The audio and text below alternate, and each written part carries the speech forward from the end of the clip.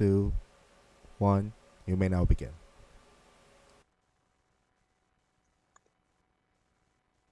Good afternoon, everyone. Today is September 7th of 2023. My name is Fran Kelleher. I am the Vice Chair of the Housing Opportunities Commission. And today we're going to have an Administrative and Regulatory Committee meeting. With me are fellow committee members, Commissioner Pamela Bird and Commissioner Linda Kroom. And today we have approval of one set of minutes as well as one item for discussion and action. Is there a motion to approve the Administrative and Regulatory Committee minutes of June 30th of 2023? So moved. I think Linda was seconding them, but she's on mute. So I will take that as a second. Commissioner Kroom, while you work on getting off of mute. Thank you very much. Any discussion of the minutes? If not, all those in favor of approval of the minutes, say aye. Aye. Aye. Okay, it's unanimous then. Our main item for business today is discussion of adopting a new policy for the administration of 25 stability vouchers in response to HUD Public Information Notice 2022-24. And these are very completely new vouchers with virtually everything about them is different than what we usually administer. So I am going to ask if Lynn Hayes could provide us with some information about these vouchers. Certainly. Good afternoon, Commissioner and everyone on the call and the public. For the record, I'm Lynn Hayes, the Director of the Housing Resources Division. The Department of Housing and Urban Development awarded the Housing Opportunities Commission 25 stability vouchers made available through the Consolidated Appropriations Act of 2021. Applicants eligible to receive stability vouchers must be an individual or family who is homeless, at risk of homelessness, fleeing or attempting to flee domestic violence, dating violence, sexual assault, stalking, or human trafficking, and veterans and families that include a veteran family member that meet one of the preceding criteria. The continuum of care, the local planning body responsible for coordinating the full range of homeless services, is responsible for referring eligible applicants to the Housing Opportunities Commission and verifying that the applicant meets one of the 4 eligibility categories. The Department of Health and Human Services is the designated continuum of care for Montgomery County. HOC must enter into a memorandum of understanding with the continuum of care to establish a partnership to pair stability vouchers with continuum of care funded supportive services. HOC is required to apply mandatory alternative requirements to the stability voucher program, which include accepting direct referrals from the continuum of care, maintaining a separate wait list for stability voucher referrals at initial leasing and turnover, waiving the local residency requirement to live or work in Montgomery County, waiving income targeting requirements. HOC can serve families with income levels up to 80% of the area median income, issuing a voucher for the term of 120 days, approving a lease term less than 12 months, though that may be shorter than the prevailing market practice, allowing stability voucher families to port their voucher right away. The 12-month stay period is waived for families at the time of the stability voucher application.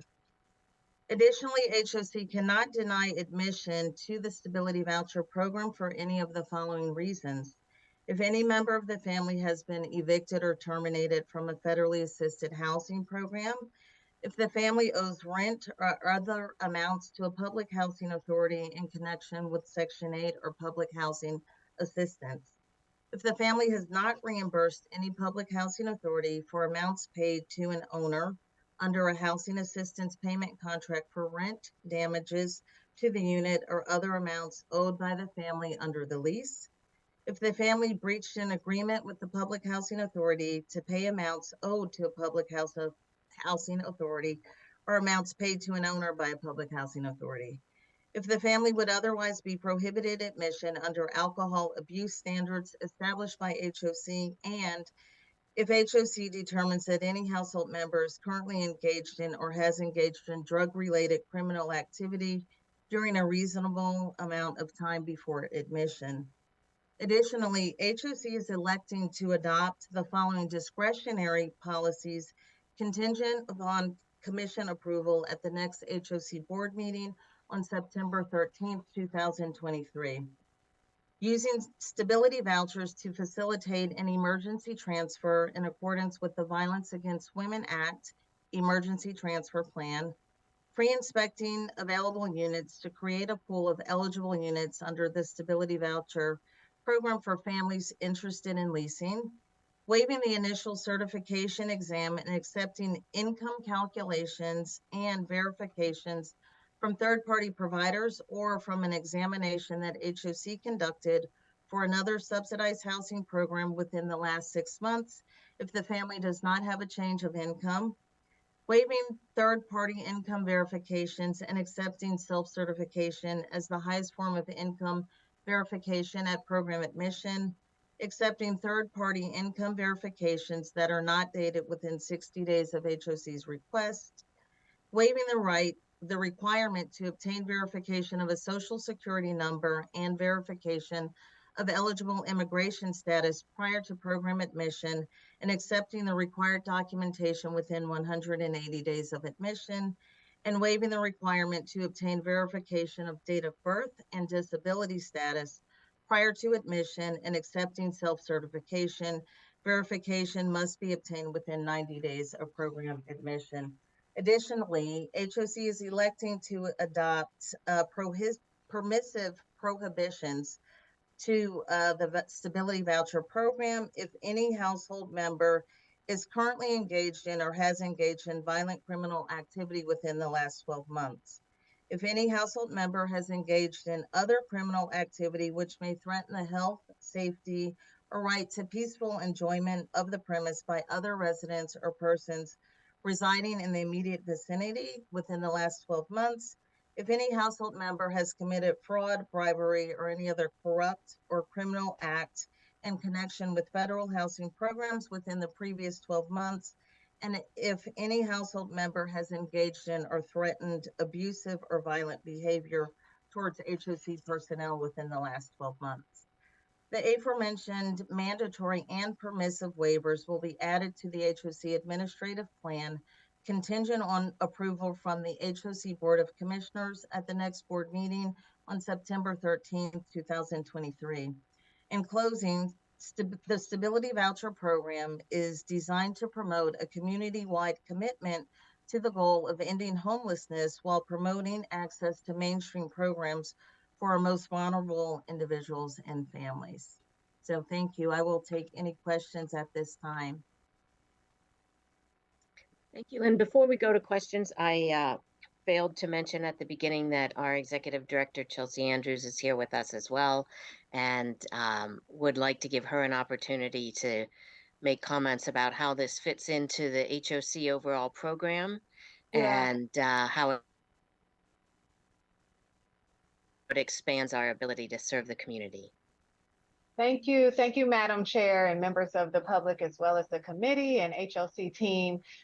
Lynn has done an excellent job of outlining really how flexible this particular tool is in terms of supporting individuals experiencing housing instability, as well as those who have experienced domestic violence. So we're very fortunate to have this new resource available, working in partnership with HHS, and look forward to providing this resource this much needed resource to the community. So thank you for affording me an opportunity to make a few comments, Madam Chair.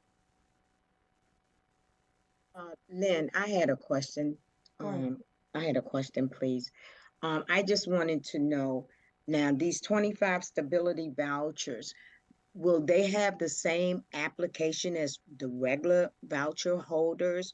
Or that would their application be different because it's a lot of stipulations on the one that you just read off? Yes, ma'am. So they're referred to us from HHS as mentioned, and HHS is responsible for verifying that they meet one of the four eligibility categories of homelessness and domestic violence. Other than that, yes, they would complete the same set of paperwork or forms that we distribute or use for our current housing choice voucher families. However, there are some system setups that we would have to administer this program pursuant to the rules. So an example would be changing our criminal background because this is much more flexible, or creating a separate wait list, right, which is a requirement. So we're already working behind the scenes to get the setups in place to administer this program. It's very similar to emergency housing vouchers that we were awarded, I think 2.5 years ago, with the exception that this program now opens the eligible applicants to include veterans. But it's other Thank than that, you. it's very similar, and we kind of kept it consistent for the permissive waivers that we applied with the waivers that we adopted for the EHV, or Emergency Housing Voucher Program. Thank you, Ms. Hayes. Sure. So, Lynn, this is Commissioner Byrd. Is there a time limit for the special voucher holder? So, for example, once they find housing, do they remain a designated special voucher holder, or do we eventually try to get them out of that status into our regular voucher holder? Do you have any information on that? yeah, they remain in this category, and so they would receive the services from social services. That is part of this program, and through attrition, when they leave, we're required to replace the allocated voucher with another candidate or applicant who meets this criteria. So Okay, yes, they remain stability voucher families. thanks. Sure. If there are no other questions from my colleagues, I have only one question. First of all, I thought the presentation was clear, concise, and compelling, which was very nice. And there was one place where I was confused. On page 8, at the top, you say staff suggest implementation of the following alternative requirements, and you list 10 items. And then at the bottom of that page, it says staff proposes that HOC adopt the first 8 discretionary policies listed above. So I was slightly confused as to whether we were adopting all 10 or 8, or did those refer to 2 different things, in which case it wasn't clear to me what the second one was referring Yeah, no, it refers to the same thing. I to. just wanted to let the commission know these are the 8 that we may choose to adopt, but we are recommending only the first 8. I see. So the initial is just to lay out what the options are, That's correct. and you are recommending that we adopt 1 through 8. Okay, Yes. great. Maybe when this goes to the full commission, that top sentence can have something to clarify a little bit. But otherwise, I thought this was an excellent presentation, and I thank you for Thank you so it. much.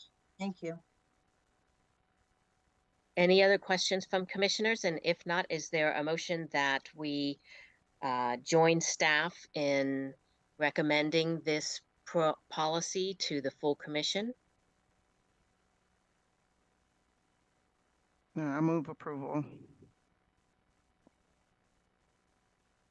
Is there a second? Looks like Commissioner Kroom seconds. With that, all those in favor say aye. Aye. Great. We are fully in unison supporting you all and taking this forward. And I just want to comment that special programs like this can sometimes be a significant administrative challenge because there are a lot of differences that you have to accommodate for a relatively small number of vouchers. But I want to thank you for taking on that challenge because this is to help the members of our community who most need our help.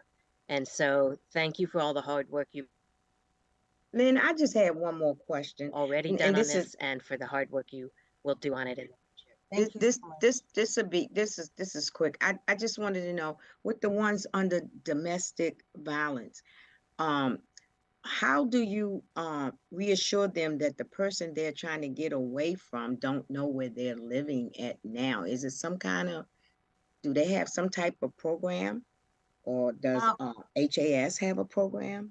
I would think that they would get the services from HHS, but if they complete VAWA paperwork with us, then we know to, abide by the VAWA regulations where we would not give out their information to anyone. There are certain restrictions or program restrictions that we would have to abide by for sure.